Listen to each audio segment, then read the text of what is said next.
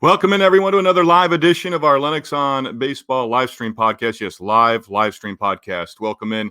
Glad to have you on board with us. We're going to get right to it and welcome in our guest for today. Former big league pitcher Jeff Nelson joins us. I got to know Nellie a couple of years ago when we did some baseball events down in Cary, North Carolina. Nellie, how are you?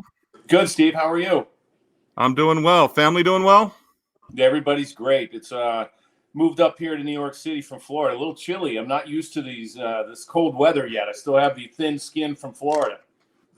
What was behind the move, if you can share that with us? Because I know a couple of years ago in working with you, learning one of the great tidbits I was going to touch on later was, I think you're probably a little heartbroken. My family's heartbroken. There's no theater. It's down till at least next spring. Exactly. And actually, it's going to start in September of next year. They're not even going to start in April like they thought they were going to.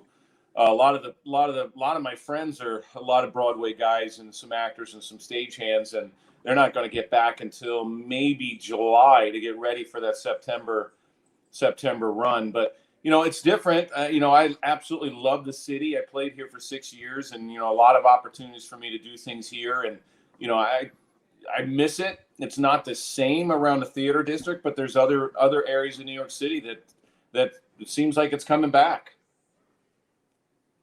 What have you been up to with baseball? We'll get into the World Series and some other topics here, but what did you do during the season? Were you down south? Were you working on Marlins stuff? I was. I just finished my 5th year with the Marlins, which Okay. They had a great run. I guess it was good that they had 60 games and they were able to surprise everyone and get in the playoffs. And I did some Yes Network for the Yankees the year before, but because of the 60-game schedule, I didn't get anything. So maybe during the wintertime, I'll start working with them again. But, Florida was exciting. I mean, besides no fans in the stands and, you didn't travel very often or at all, but it was fun to watch a good young team, and hopefully the Marlins fans have something to look forward to. Speaking of watching, I've watched a lot of social media, Twitter over the last couple of days. The reaction to Kevin Cash, some of it was comical, some of it was understandable. And then yesterday, the announcement of Tony La Russa and the people who are just completely against that move. And I saw somebody tweet last night, hey, if you're against the move that Kevin Cash made, it's hard for you to be against the move that the White Sox made in bringing somebody like Tony La Russa back. Is that accurate in your assessment? I agree. Kevin Cash is basically all analytics. And that's why I was so, I knew Blake. I've known Blake Snell since he was a baby. His dad and I played minor league ball together. So I really felt bad for him that he got taken out of the game. And I've known him for years, known his family, his grandparents, everyone. But I've always said during a postseason game, you cannot script a postseason game. You have to have some sort of feel. And for me, with a lot of these new school or young managers like a Kevin Cash, listen, there's nothing wrong with, I think he's a great manager. I just think he lost the feel of the game. And I think a lot of times, a lot of these managers lose the feel of the game. I think they let analytics take control way too often, and it winds up hurting the game. I mean, you look, for instance, Dave Roberts with the Dodgers over the last few years, getting to the World Series, getting to the playoffs, he lost the feel for the game, and they wound up going home. They may have had the best team, during those years. This year, I thought it felt a little bit different. I mean, you look at the game that they won, the clinching game, the World Series. They didn't bring in Kenley Jansen. They let Urias close it out, which was a great move. I mean, in the past, I think he's putting in Jansen, and then you know what? Who knows what would have happened? Maybe it would have been a Game 7. But what Kevin Cash did in Game 6, I think, just shows everyone that the feel of the game is starting to get lost. And for anyone that has a problem with Tony La Russa getting a job in Chicago, this guy's one of the greatest managers ever. He'll use analytics, but he has such a great feel for the game. There's no way that this guy's not going to have success with that kind of team. I mean, he's just a great manager that knows how to run an organization and knows how to run a team. He has great feel for on the field, what goes on the field. And I think that's what's lost now. Analytics, there's a part of it. Yes, there's room for it. But the feel of the game is lost. And that's some of the problem with baseball now. I noticed and I don't know if it was every time, but when they went to Kevin Cash, and you probably the other night anticipated it, where he was coming out and he makes the move well before he gets to the mound. And when you talk about feel, Dusty Baker in a previous series, it was talked about a lot, where he goes out to the mound, wants to get a feel, wants to hear from his catcher. Right. Greinke was the guy who was on the mound, ended up keeping him in. Where Cash, that move is already made before he takes those steps up the dugout. Yeah, and I'm really I get sick sometimes of hearing the third time around the lineup that we have to make a move with their starters, and that's what it was all about. And you know what? That's why I say you can't script a postseason game. You have to go on. Okay, if Blake Snell's given up one hit until then, excuse me, struck out 9 guys, and you're going to take him out. He was your best shot probably to get to a game 7 or at least extend it. Lose with him. Don't lose. I mean, yeah, you have a great bullpen, but you have to let this guy continue and to make a move right away. They had that. I guarantee you they had that plan all along before the game even started, saying, okay, if we can get Snell to go into the 6th inning, then we're going to bring in this guy. We're going to bring in that guy. We're not going to let him face the Dodgers the 3rd time around the lineup. We're getting him out. Which, why? I mean, I just don't get it. I'm so tired of hearing that. In terms of, and we'll hit on one more with this. In terms of, you talk about, he, gives up the single leadoff base hit. Used to hear, and even during my time in the minors, they wouldn't let guys work out of trouble. And Right. you were a guy who would come in trouble, when there were runners on base, and you'd have to either, take over for another reliever or the starter in that 7th, 8th inning role that you had over the course of your career. These guys, the trend isn't brand new that, hey, you can't even allow them to work out of trouble. They don't know how to work out of trouble. This has been going on at least 10, 15 years at the minor league level, where these guys understand that there's somebody going to be in right behind them even before trouble starts to exist. Yeah, you wind up not really learning how to pitch. You learn how to pitch when you get yourself into trouble, and you gain confidence in being able to get out of that trouble, not having to look over your shoulder all the time and either look in the dugout, oh, is the manager going to come get me, or look over your shoulder, is the bullpen up. You go back into the days that we pitched, and even some of the veterans that are out there today, like a Greinke or a Verlander or a Scherzer, those type of guys. Those guys are allowed to pitch out of trouble. Kershaw. They learn from, when they were a rookie that, hey, and the manager has confidence in letting them go out and if you get man on first and second, nobody out, learn how to pitch out of it. Learn how to pitch through it. Save the bullpen. Learn how to go deeper into the game. And some of the Yankee starters, some of the pitchers that we had on our teams, Joe Torre let those guys get out of trouble all the time. If you'll wear out a bullpen if you constantly have all of a sudden your starter get in trouble, and then all of a sudden you're calling down to the bullpen and getting somebody up all the time. These guys have to learn, and it does start in the minor leagues. And some of the better organizations that allow their relievers or their starters in the minor leagues to get out of trouble, they become better big league starters.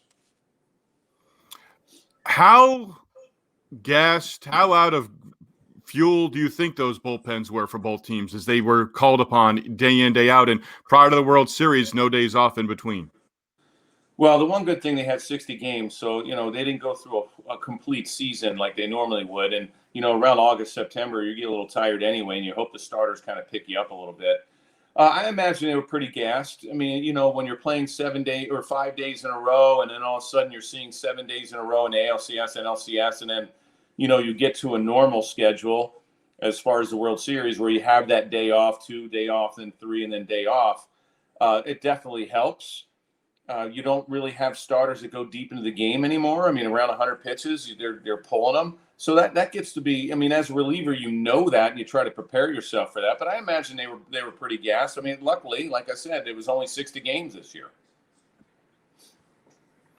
Jeff Nelson joining us, former big league pitcher. What are some of the things that you're looking at for this offseason with baseball? Because there's more unknown now than there's ever been, and you're looking at 2021 where the collective bargaining agreement between the two sides is going to be up. Yeah, hopefully, it didn't set too well once all of a sudden he had the 2.0 spring training, and he really didn't know if baseball was going to even come back. I'm glad both sides worked some things out. I think both sides have a lot of issues, as far as the leadership wise. I'm not so sure that the Players Association is led very strongly anymore, and even Major League Baseball with Rob Manfred, implementing some of these rules that I think are absolutely crazy. Uh, you know, I actually like the DH. I like the full-time DH. I'd like to see that stay around, and hopefully that does stay around. I'm not a big fan of a reliever coming in and having to face three guys. You kind of eliminate some of these jobs as far as some of the matchup guys.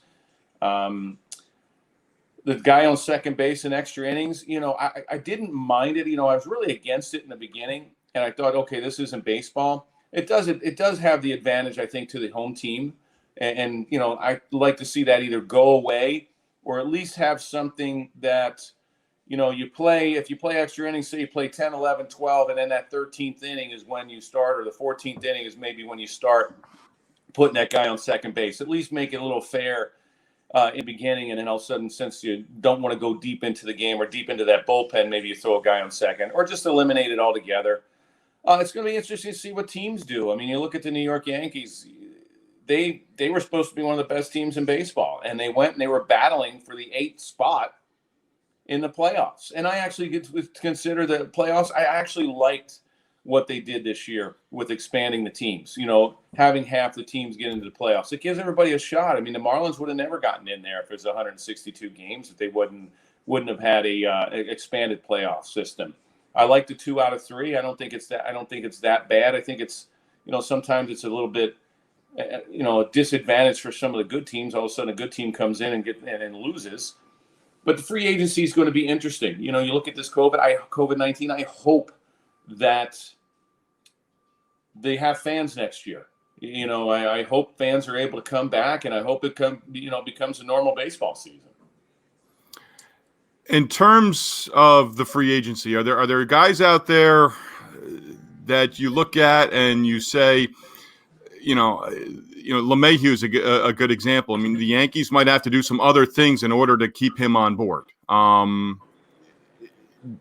In terms of the money, it may not be as to what it was in the free agent class overall. I don't think is maybe worthy of spending all that money. And I know that's tough to hear, maybe in terms of being a former player. Well, I mean, I was going through just because I'm so interested in what the Yankees are going to do. I think it's an absolute must that LeMahieu comes back, but I don't know if he will. You hear all kinds of rumblings that the Yankees want to stay under that luxury tax, and they're not willing to go out and spend any more to go over that. And so, with that being said, I don't know what they're going to do with LeMahieu. I don't know if he's going to get offers from other places. He's going to get offers from other other organizations, and he may take those. I think the Yankees have to bring him back. I think Gleyber Torres needs to move to second base. I don't see him as a full-time shortstop. Do they go out and pursue maybe Simmons from the Angels? I mean, he's a free agent. You have Didi. I mean, Didi's coming out and saying he doesn't think the Yankees are going to sign him back. I have looked at the free agent starting pitching free agency, and it's not a lot of great pitchers out there. There's nobody out there that really, besides Bauer. I mean, you look at Trevor Bauer. I mean, will the Yankees be interested in going after him? Do they want, I'm not saying he's a problem, but do they want the social media, issues that he has, that he goes out on social media quite a bit? I think he's an outstanding pitcher. I think absolutely he would help, and he would be a great number 2 right behind Cole. But other than that, there's not a whole lot of great pitchers out there. It's almost like you have to get creative and make trades. I mean, the Yankees have an opportunity with a lot of young players that they could make some moves through that. You look at Gary Sanchez. I don't think he fits in New York. I think he probably fits somewhere else. You look at some of the other teams. I mean, the Dodgers are still going to be one of the best teams in baseball. You look at the Blue Jays. Blue Jays, for instance, they're going to make some moves. They spent money last year. They have a really good young core. And I think they're going to be even better this year. That's something that the Yankees are going to have to watch. Not just the Rays, but now the Blue Jays. The Blue Jays aren't afraid to spend money. They want to go back to the World Series. And I see them making moves to better their team and compete in that AL East. So You mentioned Toronto being one example there. I mean, there are going to be teams, it's not going to be all 30 Major League Baseball clubs saying, we're not going to go out there and be aggressive. All you need is one, or all you need Right. is one and then a second to compete to drive that interest up. Yeah, absolutely. And the Blue Jays are going to do it. They did it last winter. They did it a little bit, by signing Ryu. I think they go out and make even more moves to try to better their team because they're not that far away. I mean, they have a good young crew, good young core coming back. You go around the other league. I mean, it really surprised me what Cleveland has done as far as, I think probably Lindor gets moved this offseason. By not bringing back Brad Hand and letting him go on waivers, that shocked me a little bit. I mean, he was one of the best closers in the game this year. And, he was perfect all the way until the playoffs. The White Sox making the managerial move, I think that's a great move right there. They may go out and do something to try to win the Central. They could be the favorites going in. So, there are going to be some teams that make some moves, and there are going to be some teams that's just going to lay back and not do anything. Want to get some thoughts, different things on your career. And, like I said at the beginning, we had worked together and knew you from your time both with the Mariners and Yankees, what you're known for, and, winning the World Series titles. Can you believe that it's 20 years since that Subway Series with the Mets? I know. It is. We were supposed to have our reunion at Old Timers Day in August, and that got canceled. So, that you kind of miss that because you see a lot of the old players. So hopefully that will continue in 2021. But yeah, 20 years. I mean, it's amazing. Time flies. It makes you feel old. When you pitched in the postseason with the clubs that you were with during the course of your big league career, is October just a blur in terms of how fast things move along? It is. When we had postseason, we didn't have a whole lot of days off either. I mean, we were maybe the travel day to go back and forth. But it's because of playing in New York, there's the media level that covers you. And then all of a sudden you start getting a little bit further in the ALCS and the World Series. The media level is through the roof. And you try to do whatever you can to, not try to avoid them, but try to make it as normal as possible or a normal game as possible, which it's not.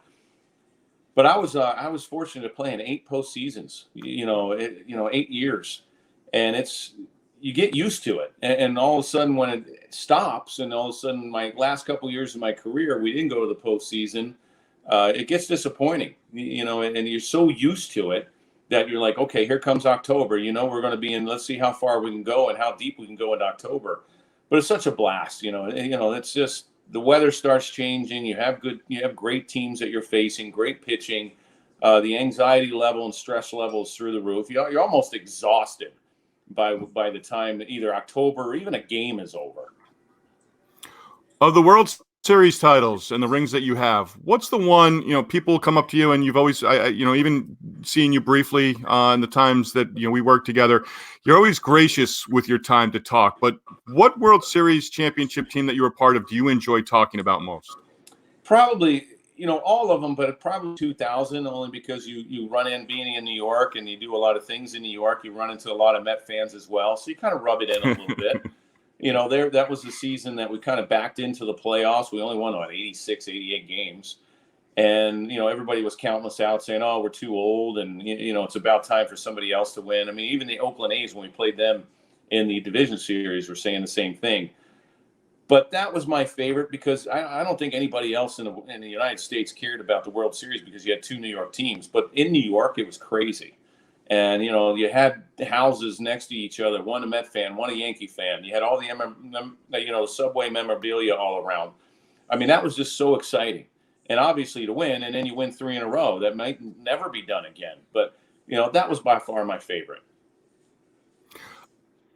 I always like to ask this, and I talked to a former big leaguer, and Dennis Cook was on that Mets team in 2000. And, Dennis moved around a lot in his career and, talking about the managers that he played for, but you also have to remember the pitching coaches when it comes to, guys who pitched in the big leagues like yourself. But of the managers that you played for, do you ever look back at it and say, I didn't play for, the guy who might have gotten that 1 or 2 years and that first opportunity or may have come from the minor leagues? You played for Pinella, you played for Torrey, you played for Hargrove, you played, for Ozzie Guillen and Buck Showalter during the course of your career. I mean, those are some outstanding names that you were a part of.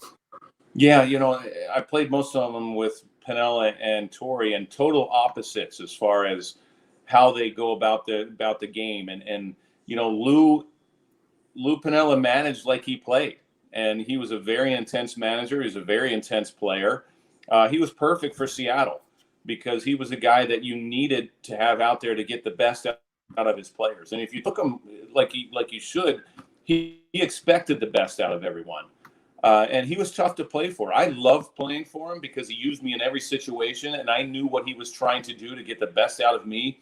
And you really have to have thick skin when you're in the major leagues, and you have to really know how to fail in some ways and adjust to that and adjust to adversity. And he was perfect with that. If you took him as, hey, this guy's getting on me, if you're making an error or you're walking guys, don't look in that dugout. And some guys did, and they were done. I mean, they were so intimidated by the way Lou managed that it was tough. And I think he tests you as a big leaguer.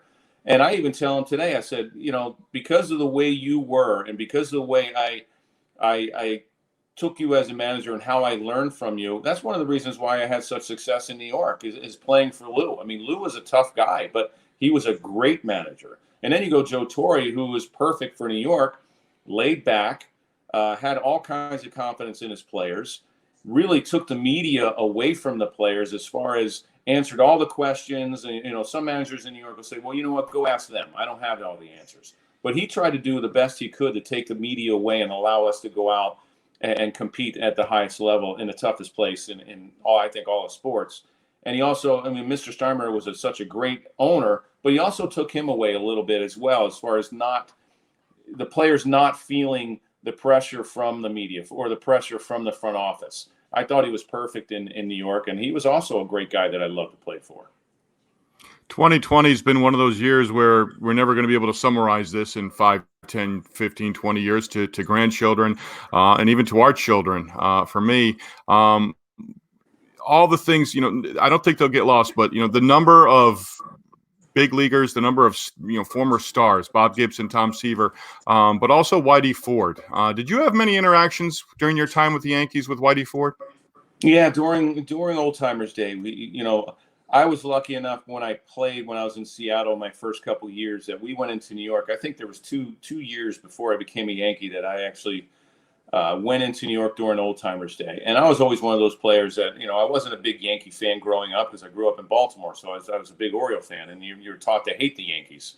And even when I was in Seattle, you didn't like them very well. But I still loved the history, and I still knew the players. So I would sit in the other dugout, and I would watch.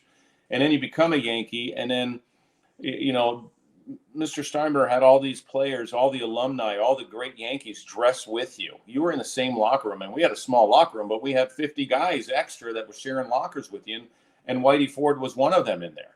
And so you just listen to the stories. You know what he was about as a starter. Ron Guidry, I talked to Ron Guidry after Whitey Ford passed away, and Ron Guidry really learned a lot from him. He was one of his favorite players, Whitey Ford was, and just to see him, and then all of a sudden year after year you get to be friends with him, and you can't wait to see these guys during Old Timers Day. But a lot of interaction with him during Old Timers, and he was such a gracious guy. He loved talking baseball. Could you have hung with those guys? Whitey Ford, Mantle, Ooh, Billy Martin. Yeah, I don't know. Maybe.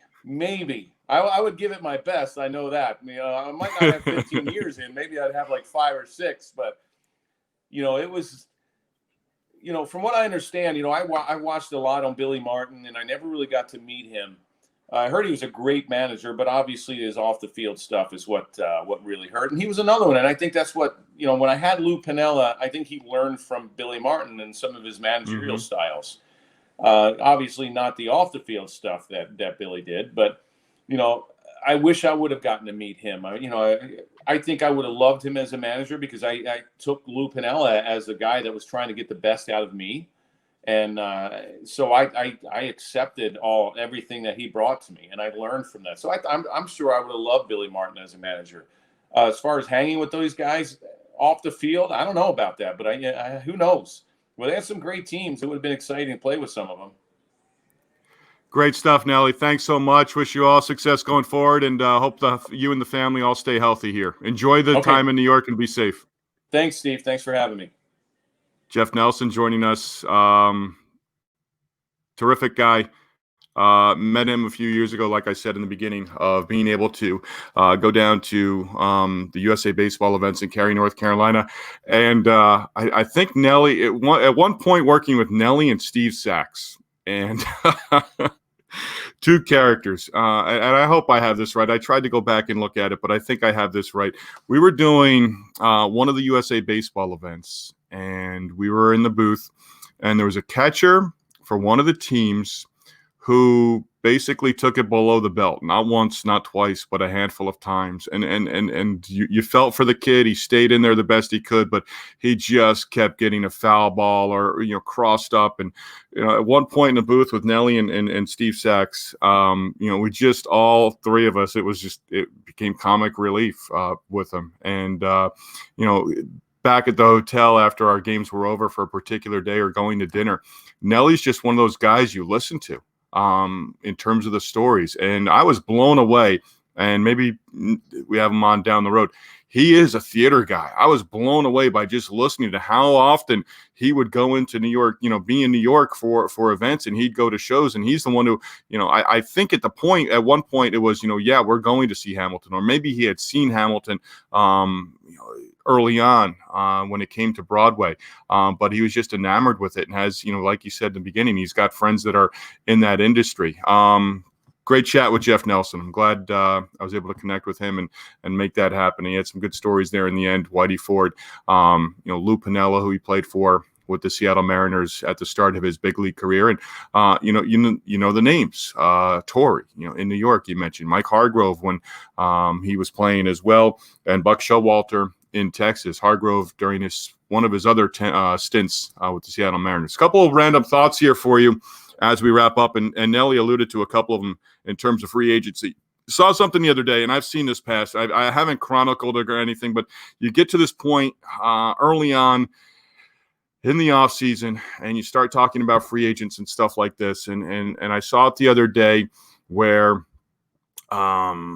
somebody in JT Realmuto's camp says that he's not really that high on New York. And I always get a chuckle out of that, because it's not the first.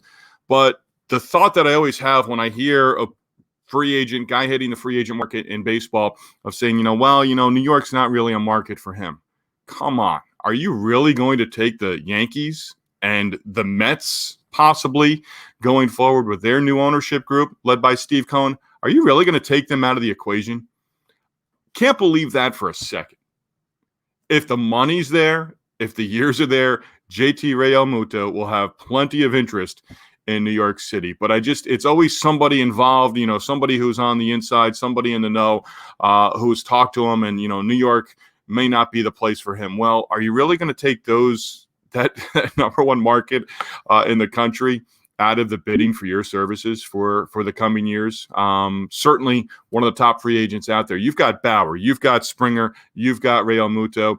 DJ LeMahieu's there, but I would think, yes, just like Nellie said, he goes back to the Yankees. So is he actually going to hit the market and talk to other teams? Maybe he does, maybe he doesn't.